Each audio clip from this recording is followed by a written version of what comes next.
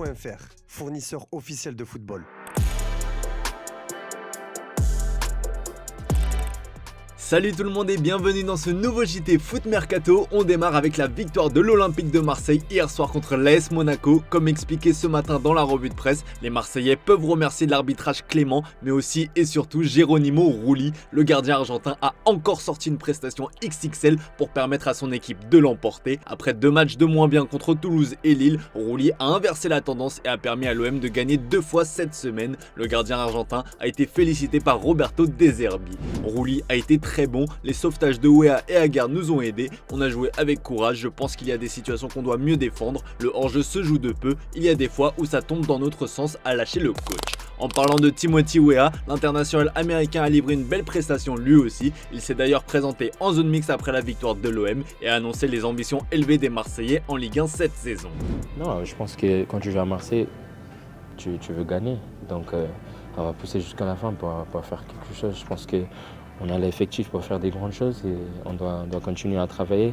Ça ne va pas être facile parce que Ligue 1, c'est très dur en ce moment. Quand tu vois Lens, quand tu vois Paris, quand tu vois même Lille qui pousse derrière, c'est dur. Donc il faut être juste, il faut bien jouer, il faut continuer à pousser tous ensemble. Mais malgré la victoire, l'Olympique de Marseille ne fait pas totalement l'unanimité, loin de là. Raymond Domenech a toujours été très critique avec Roberto De Zerbi et ce succès contre Monaco ne changera pas son point de vue. L'ancien sélectionneur des Bleus s'est exprimé sur la chaîne L'Équipe et a déclaré ceci. Comment Marseille peut se diluer autant dans un match? Ils veulent construire, attirer l'adversaire derrière et ils se font prendre 5 fois ou 6 fois dans leur camp. À un moment, tu changes les choses. Monaco a joué tranquille au milieu, ils ont fait tourner les ballons et ils les ont troués. Il n'y a pas d'idée, personne ne peut dire comment ils jouent, on ne sait pas défensivement comment ils jouent, leur jeu est lisible, a-t-il lâché. On vous parlait de la concurrence Safonov-Chevalier ce matin dans la revue de presse. Avec les récentes performances du portier russe, les cartes semblent avoir été rebattues pour le poste de gardien numéro 1. Reste à savoir si la tendance se confirmera, notamment lors de la finale de la Coupe intercontinentale contre Flamengo mercredi. En attendant, Safonov est au cœur d'une petite polémique. Luis Enrique a convoqué 22 joueurs pour cette finale, mais seulement 20 joueurs apparaissent sur la photo de l'équipe rouge et bleue. Seni Mayulu et Matvei Safonov manquent à l'appel, mais les médias russes assurent que Safonov, qui se trouvait derrière Kvaratskhelia, comme on peut le voir sur une autre vidéo postée sur Instagram, a été enlevé du cliché par le club de la capitale. Face aux rumeurs, le principal intéressé s'est expliqué. Vous pouvez penser que je ne suis pas là, mais je suis bien là. Je me suis toujours senti mal à l'aise quand j'essayais de me glisser sur des photos de groupe. À mon avis, si quelqu'un vous cache sur une photo, détendez-vous et ne gâchez pas la photo. Beaucoup de gens ont dit que Photoshop avait été utilisé, mais non, c'est moi qui me cache ici, a-t-il expliqué sur son compte Telegram. Du côté de l'Olympique Lyonnais, la victoire contre le Havre permet de rester au contact des équipes de tête en attendant des renforts au mercato hivernal. Et ça tombe bien, selon la presse espagnole, Hendrick sera bien un joueur lyonnais dans quelques semaines. Tout est imminent puisque l'international brésilien pourrait s'entraîner pour la première fois avec l'OL le 26 décembre prochain. Sa présentation aurait lieu le 1er janvier et donc ses grands débuts le 3 janvier face à Monaco. Il s'agirait d'un transfert de poids pour Lyon qui a un effectif restreint et beaucoup de blessures, avec notamment la perte de Malik Fofana.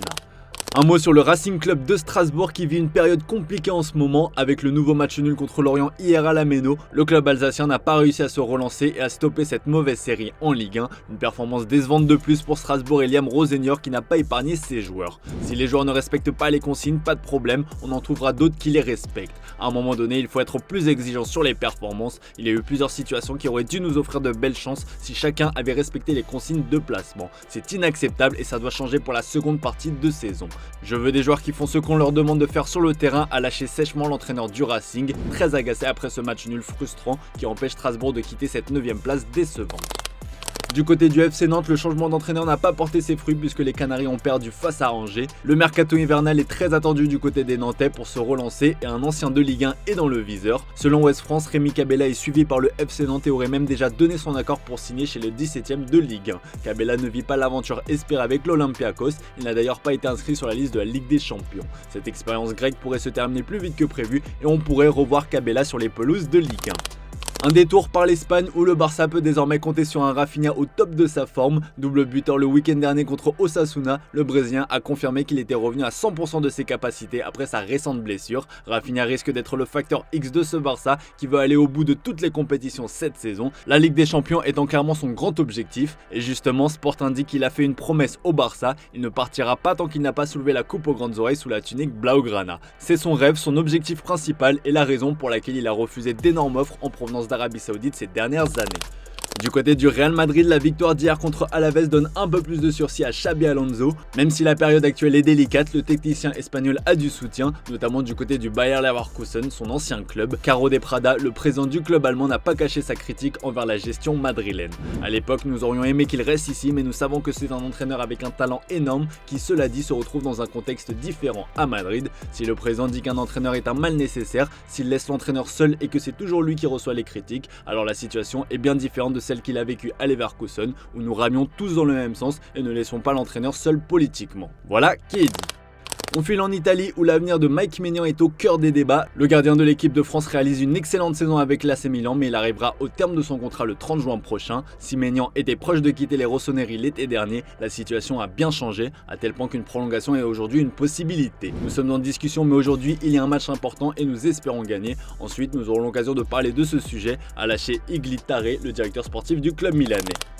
Lui est un ancien du Milan et justement un retour en Italie pourrait être dans ses projets. On parle de Thiago Silva, 41 ans. Son contrat avec Fluminense se termine en juin prochain, mais il est encore plein d'ambition. Et devant ses coéquipiers, il a expliqué ses motivations. Il souhaite se rapprocher de sa famille qui est restée à Londres. Son fils Iago vient d'ailleurs de signer un contrat pro avec Chelsea. La direction de Fluminense souhaite conserver Thiago Silva et des réunions entre les deux parties auront lieu dans les prochains jours. Mais la décision du principal concerné est prise. S'il souhaite quitter le club brésilien, c'est pour revenir en Europe et être plus proche des siens. Il sait aussi que de bonnes prestations dans un championnat européen lui donneraient plus de crédibilité aux yeux de Carlo Ancelotti en vue de la liste pour le mondial. Ces derniers jours, une rumeur concernant un possible retour à l'AC Milan a circulé dans les médias italiens, affaire à suivre.